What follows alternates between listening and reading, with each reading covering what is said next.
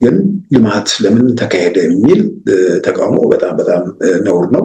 ግርግር ምናምን ይፈጠራል ብሎ እንትን ሲል የነበረ ሰው እያየ እየተረዳ ግራ ቀኝ እያማተረ ነገሮችን እየመረመረ ሲመጣ በእንደዛ መልክ ነው ሁልጊዜም የትኛውም ቦታ ላይ የአዲስ አበባን ኮሪደር ልማት አሁን እንደገና ሌላ ተቃውሟቸው የሸገር ከተማ ግንባታ ጋር ተይዞ ኦፌኮ እሱንም መግለጫ አውጥቼ ማውጣታችን ይታወሳል ይላል።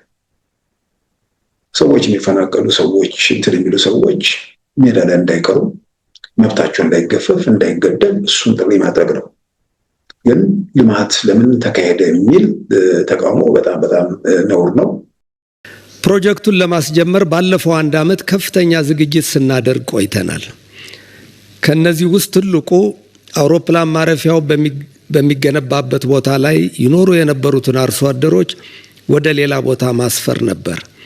ይህም በተመለከተ በቦታው ላይ ቤት ለነበራቸው 1359 አባወራዎች ደረጃውን የጠበቁ ቪላ የመኖሪያ ቤቶች ተሰርተው እንዲገቡበት ተደርጓል። በጠቅላላው 2758 ለሚሆኑ አርሶ አደሮች የገቢ ምንጭ የሚሆኑ በርካታ የልማት ስራዎች ተገንብተው በመጠናቀቅ ላይ ይገኛሉ።